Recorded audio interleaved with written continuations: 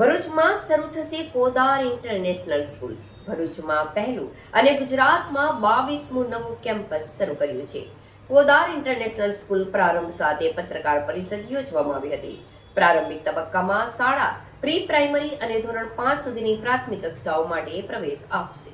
આર્થિક અને ઔદ્યોગિક વિકાસની વચ્ચે તંદુરસ્ત જીવન માટે શુદ્ધ હવા જરૂરી છે, એટલે કે સ્વચ્છ હવા એ સૌનો અધિકાર છે, જેના ભાગરૂપે ગુજરાત પ્રદૂષણ નિયંત્રણ બોર્ડ દ્વારા તાજેતરમાં 2 પર્યાવરણીય monitoring mobile van environment damage compensation ADC fund હેઠળ ₹5,76,00,000થી વધુના ખર્ચે ખરીદી છે. વન અને પર્યાવરણ મંત્રી અર્જુન મોઢવાડિયા તેમજ રાજ્યમંત્રી પ્રવીણ માણીના નેતૃત્વમાં ગુજરાત પ્રદૂષણ નિયંત્રણ બોર્ડ રાજ્યમાં પર્યાવરણીય ધોરણનું અમલીકરણ સુનિશ્ચિત કરતા હવે અદ્યતન ટેકનોલોજી તરફ વળી છે.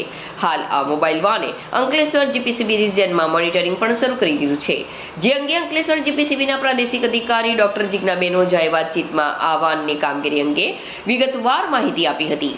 2 મોબાઈલ વાન સમગ્ર રાજ્યમાં 2 ઝોનમાં કામ કરશે.